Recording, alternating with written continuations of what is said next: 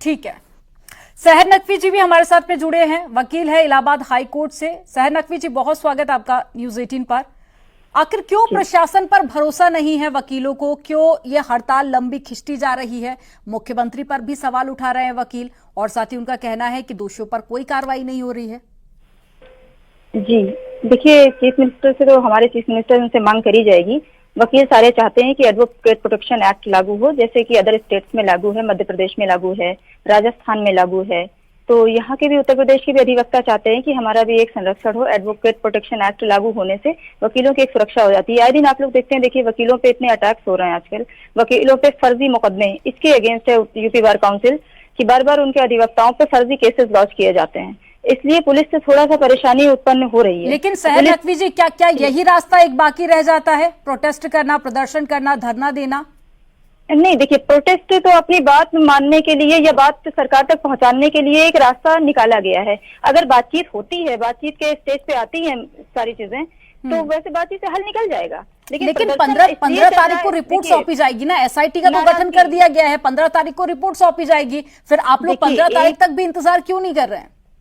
15 तारीख का इंतजार सारे अधिवक्ता करना चाहते थे। यूपी बार काउंसिल ने अनाउंस किया था कि आज हड़ताल खत्म हो जाएगी, लेकिन उसके बावजूद जब ये देखा गया कि पुलिस हमको कंसीडर नहीं कर रही है, किसी भी तरह से सपोर्ट नहीं कर रही है। अगर पुलिस सपोर्ट करती है अधिवक्ताओं को, देखिए रिपोर्ट का क्या है, रिपोर्ट तो फेंक दिया जाती है, कुछ भी लिख पुलिस किस तरह से कंसीडर नहीं कर रही, किस तरह से सपोर्ट नहीं कर रही है, थोड़ा इस बारे में बताइए तो मैं अरविंद जी से उसका जवाब दूंगी। जो हापुड़ में घटना हुई है, दुखद है, निंदनीय घटना है। महिला एडवोकेट को भी मारपीट की गई है, उनके साथ भी मारपीट, लेडी एडवोकेट है, जेंट्स एडवोकेट हैं, उनको भी बुरी तरह पीटा गया है। इसके बावजूद अगर पुलिस फिर भी देखिए रिपोर्ट में इधर उधर करेगी कि ये सारे अधिवक्ताओं को बिलीव नहीं है, ट्रस्ट नहीं है पुलिस पे कि पुलिस सही रिपोर्ट हमारे फेवर में फाइल कर सकती है, या हमारे फेवर में हम नहीं कहते फाइल करिए, आप निष्पक्ष रिपोर्ट फाइल कर दीजिए। आपको ऐसा क्यों लगता है कि सही रिपोर्ट नहीं पेश की जाएगी?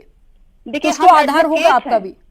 हम जब क्लाइंट्स के केसेस देखते हैं, जब क्लाइंट्स के अगेंस्ट फर्जी फेक केस डायरी, इतनी मोटी मोटी 200-400 पन्ने की पेज की केस डायरी पुलिस लॉन्च कर देती है, फाइल कर देती है चार्जशीट। जब फेक चार्जशीट और अपने देश की ही जनता के अगेंस्ट, कोई गरीब हो या अमीर, सबके खिलाफ दाखिल कर देती है पुलिस बिना साक्ष्य के। केवल एक लाइन चार्जशीट में लिखी जाती है कि आरोप बखूबी साबित हो रहा है, बस साबित हो रहा है बाखूबी, कोई एविडेंस, नो एविडेंस केस रहता है, उसमें भी पुलिस कहती है बाखूबी साबित हो रहा है। तो इस केस में जहां पुलिस खुद शक के घेरे में खड़ी है, पुलिस ही कटघरे में खड़ी है, ये मान लीजिए, पुलिस दायरे में शक के आप कई गंभीर आरोप लगा रही हैं, आप कई गंभीर आरोप लगा रही हैं। उमेश श्रीवास्तव मेरठ में इस वक्त मौजूद है, हमारे संवाददाता, उनके आसपास भी कई वकील हैं।